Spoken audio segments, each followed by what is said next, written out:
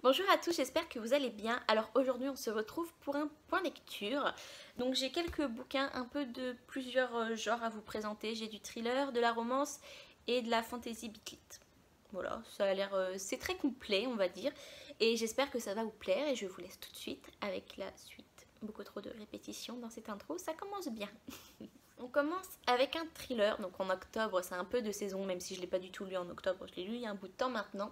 Il s'agit de Pretty Girls de Karin Slaughter, donc là j'ai l'édition chez HarperCollins Poche. Alors dans cette histoire, on va suivre Claire et Lydia qui, il y a quelques années, ont perdu, leur sœur, qui était leur plus grande sœur je crois, Julia, a disparu à l'âge de 16 ans, voilà, on n'a jamais eu de nouvelles d'elle. On ne sait pas ce qui lui est arrivé. Et depuis, elles ont grandi, elles ont évolué, mais elles n'ont pas bien évolué dans le sens où elles se sont séparées. Elles s'en veulent même. Voilà. Quelque chose fait qu'elles s'en veulent toutes les deux mutuellement. Et elles se rapprochent à la mort du mari de Claire, qui est la plus jeune sœur des deux, et qui va découvrir des choses assez étranges sur son mari. Et du coup, ça va les rapprocher parce que Lydia, de fil en aiguille, va se retrouver mêlée à cette histoire et du coup va remonter ce filon qui va les mener à une histoire beaucoup plus grosse qu'elle ne pensait et beaucoup plus grave. Et du coup, bah, ça va les rapprocher et ça va les faire évoluer aussi personnellement. J'ai beaucoup aimé leur relation toutes les deux. J'ai trouvé ça beau qu'elles ne font pas que se réunir, mais elles évoluent au fil de l'histoire et c'est une finalité que j'ai beaucoup aimé voir. Quant au thriller, ça a été quelque chose d'assez... ça m'a estomaqué à certains moments. J'étais pas bien, vraiment. Il y a des scènes, les descriptions de certaines scènes. Voilà, si vous aimez du gore, des trucs un peu choquants, je pense que ce livre peut vous plaire. Après, peut-être que moi je suis juste une chochotte, hein, j'en sais rien. Mais en tout cas, je pense que ce livre peut vous plaire. Karin Slaughter a bien mené son truc, vraiment. Et même à la fin, d'habitude dans les thrillers, j'arrive un peu à deviner. Je me dis, oh, c'est sûrement lui ou c'est sûrement ça, voilà, elle c'est sa sœur ou un truc comme ça. J'arrive souvent à deviner ces trucs-là et là j'ai pas vu venir, vraiment. Chapeau l'autrice. Alors peut-être que j'étais juste nulle ce jour-là, que j'étais pas douée, mais là je l'ai pas vu venir. Je pensais pas que ce serait ça la finalité. Donc bravo. Et je peux vous le recommander si vous êtes friand de thriller un peu gore, un peu cracra. Voilà. Ensuite, un autre thriller, il s'agit de Maudit Mercredi, le jour où les jeunes filles rencontrent la mort de Nietzsche French, donc troisième tome de la saga Lundi Mélancolie, je suppose que c'est le nom de cette saga, je n'en sais rien. Voilà, donc dans cette saga, on suit Frida Klein qui est psychothérapeute et qui, via certaines affaires, va se retrouver va se retrouver à travailler avec la police. Et dans ce tome-là, on retrouve une Frida Klein qui n'est pas au top de sa forme suite aux conséquences de la fin du tome 2. Voilà, donc si vous voulez savoir, lisez le tome 2. Et du coup, voilà, on trouve une Frida Klein pas trop au top. Et en parallèle, on commence le livre sur une affaire de meurtre, donc évidemment. C'est une mère de famille qui s'appelle Ruth Lennox, voilà, qui s'appelle Ruth Lennox et qui a été sauvagement assassinée. Alors, on se demande qui a pu la tuer parce que en apparence c'est une femme, bien sûr, une mère de famille, tout ce qu'il y a d'exemplaires vraiment, et une voisine qui ne pose pas de problème, qui a beaucoup d'amis, voilà. Ça a l'air d'être une femme parfaite en fait, une femme au foyer parfaite. Et voilà, on va découvrir ses sombres secrets et pourquoi elle va mourir. Et au-delà de ça, Frida Klein se retrouve mêlée du coup à cette histoire, mais vit aussi une autre histoire de son côté qui sont toujours les conséquences du second tome. Et par une simple phrase d'un patient, elle va remonter une histoire mais plus grosse que ce qu'elle a pu imaginer et même plus grosse que l'affaire principale. Voilà, une phrase d'un patient, vraiment, elle a pas su s'en dépatouiller. J'adore ce mot, se dépatouiller. Bon bref, elle n'a pas pu se la sortir de la tête. Elle devait absolument parler à la personne qui avait inventé cette phrase, enfin, qui avait sorti cette phrase à l'origine. Et du coup, voilà pour ça, c'était encore... Alors Frida Klein, c'est vraiment une personne que j'aime bien parce qu'elle réfléchit pas comme les autres. Elle part dans plein de trucs et au final, on finit par comprendre. Au début, on comprend pas, hein, mais on finit par comprendre ce qu'elle voulait dire et elle m'épate, voilà, c'est un personnage qui arrive à m'épater. Le point négatif par contre de ce tome-là, c'est que on a parlé un peu des sentiments de Frida Klein, un peu...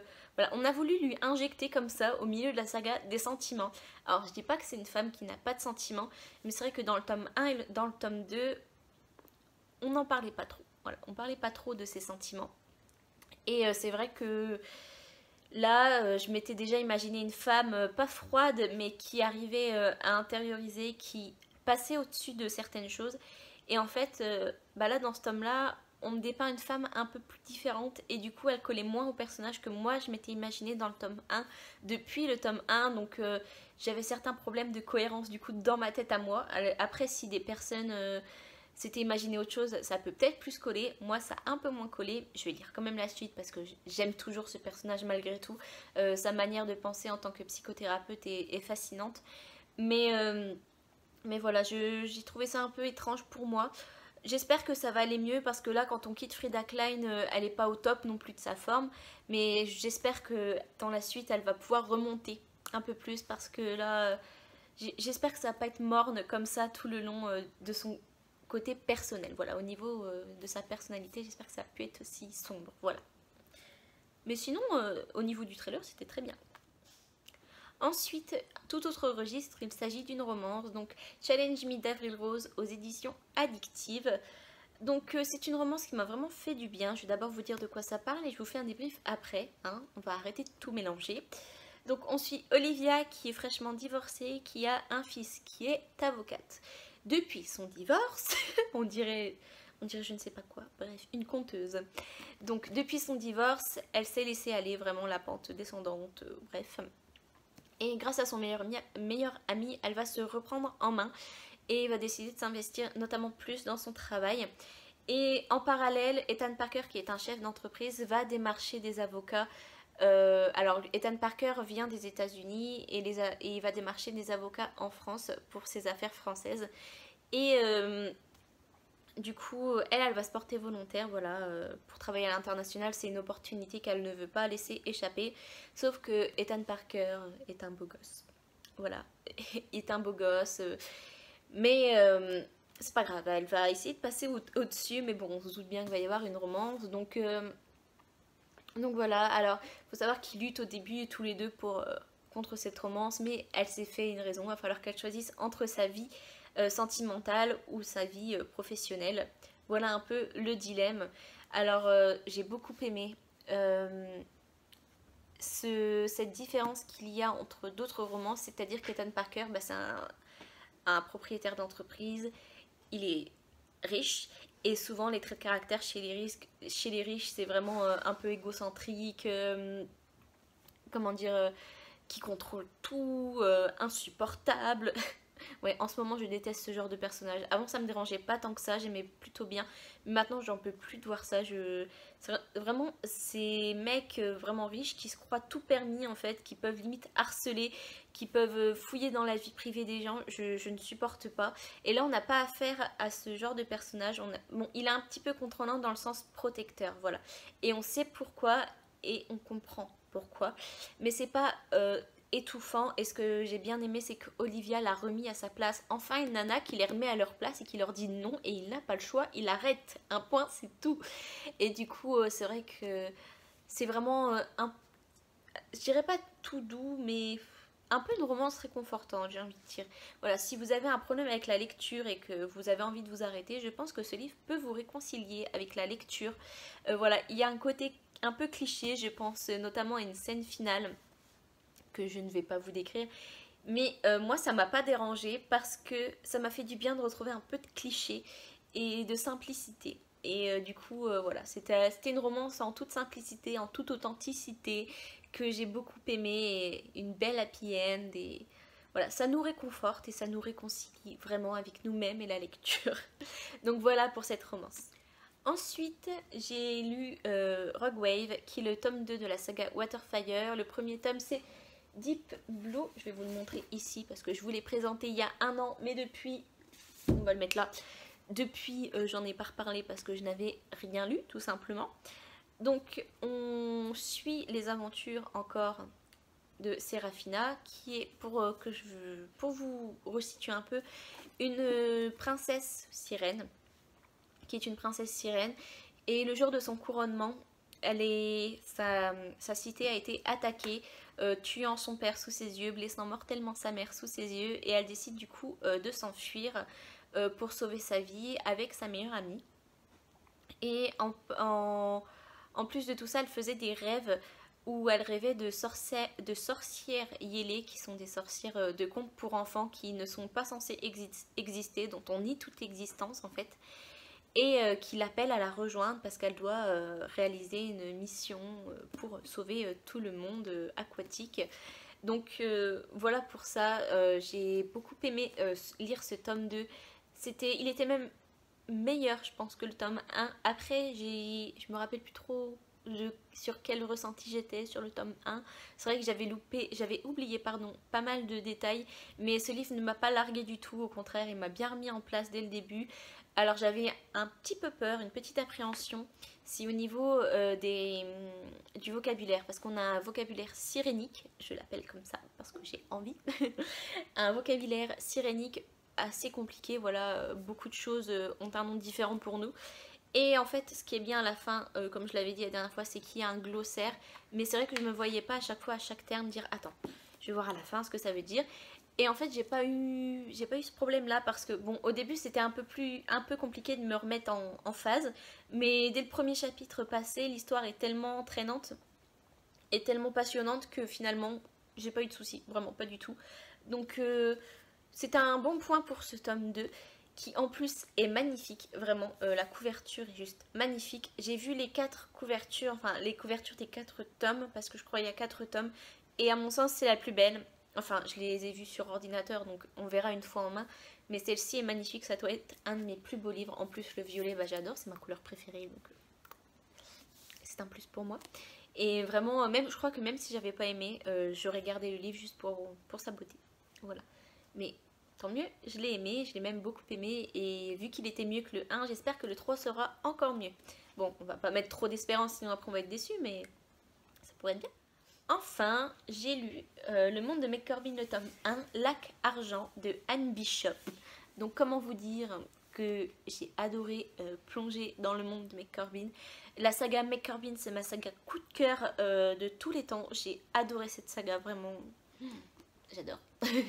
Bref, on n'est pas là pour parler de la saga McCorbin, on est là pour parler du spin-off, donc qui ne suit pas du tout les aventures de McCorbin, donc voilà, pour qu'il n'y ait pas de déçus. On suit Vicky Divine qui, elle aussi, est divorcée. Voilà, c'est une histoire de divorce.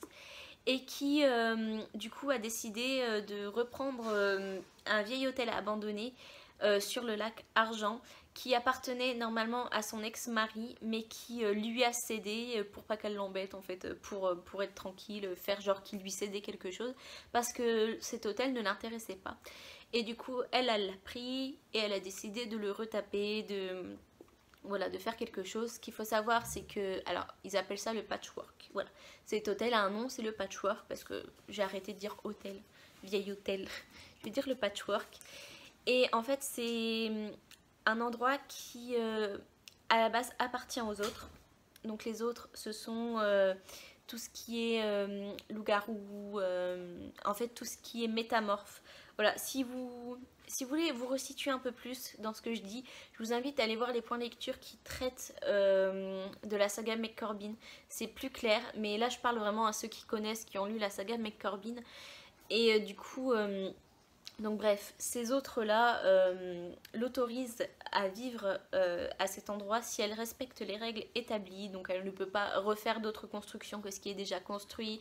Voilà, d'autres, voilà, des règles qui sont stipulées dans ce magnifique bouquin. Et voilà, sauf que il y a quelqu'un qui veut lui poser problème, on va dire. Il veut reprendre l'hôtel et en faire un hôtel de luxe, donc ce qui ne respecterait pas du tout les règles des autres.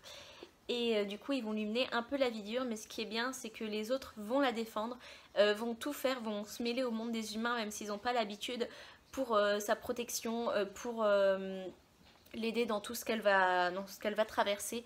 Et elle va même s'en faire des amis, et c'est vraiment, j'ai adoré enfin j'adore dans cet univers, c'est le choc des cultures entre les autres et les humains. Les autres, c'est vraiment des personnes, enfin des personnes, non c'est pas des personnes, on va dire des personnes, voilà, qui sont, qui cherchent pas à comprendre, enfin qui réfléchissent simplement, qui sont loyales et, enfin qui sont loyaux plutôt, qui sont loyaux, enfin non si j'ai dit personne c'est loyal, donc qui sont loyales, personnes pardon, loyales et c'est ce que j'adore vraiment, c'est que un humain qui va chercher à compliquer une situation, eux ils vont dire mais arrête, tu penses comme ça et puis c'est tout, enfin je vois pas pourquoi je réfléchirais autrement en fait. Et c'est vraiment, ça apporte même certaines situations assez cocasses et je sais pas, replonger dans le monde de McCorbin ça m'a donné une envie subite de relire la saga McCorbin, donc j'ai même relu du coup juste après ça le tome 1 de McCorbin et je pense que quand je lirai le tome 2 du monde de McCorbin, je me ferai ensuite le tome 2 de McCorbin. Alors ce qu'il faut savoir c'est que le tome 2 n'est pas une suite de ce tome 1, ça va être une autre histoire, donc ça va être un tome compagnon. Je pense qu'on peut les lire librement, mais moi je suis un peu... j'aime bien quand les choses sont chronologiques. Et du coup, bah, j'aurais pas lu le tome 2 sans lire le tome 1. Donc le tome 2 sort au mois d'octobre 2019. Ça dépend parce que ça se trouve, je suis capable de filmer cette vidéo. Là, on est en octobre. Deuxième semaine d'octobre. Et je serai capable de la publier en novembre, par exemple. Bref. En octobre 2019 sort la version grand format du tome 2. Moi je vais attendre que la version petit format sorte parce que bah, c'est comme ça que j'ai acheté les bouquins et puis ça coûte moins cher. Même si le contenu je pense vaut de l'or pour moi, mais bref, on reste économe comme on peut. Et sinon si vous avez adoré McCorbin, je peux vous le conseiller. C'est pas la hauteur de McCorbin, mais c'est quand même très bon et ça fait vraiment du bien. Vraiment ça fait du bien de replonger dans un monde qu'on apprécie et qui reprend un peu les codes qu'on apprécie tout autant. Voilà, j'en ai terminé avec ce point lecture. Comme vous pouvez le voir ici, un autre attend. Je pense que j'attends de lire un autre livre pour compléter et ensuite je pourrai vous le présenter. Hop, je range. Mais sinon, dites-moi s'il y a des livres qui vous tentent du coup par rapport à ce que je vous ai présenté. Et aussi s'il y en a que vous avez lu et donc vous avez un avis différent du mien. C'est vrai que j'ai des avis très positifs pour tous les livres. Bon, à part pour le livre de Nietzsche French qui... bon, j'ai un point négatif sur le personnage, mais sinon j'ai quand même beaucoup aimé l'histoire. Bref, passons. Je vous laisse du coup en barre d'infos, ici. Lien Instagram, voilà. Juste lien Instagram. Lien utile, voilà, je veux dire lien utile. Et puis voilà, sur ce, abonnez-vous si vous m'aimez bien. Laissez un like à cette vidéo si vous l'avez bien aimée. Et puis bah, je vous fais des bisous, je vous dis à bientôt dans ma prochaine vidéo. Ciao!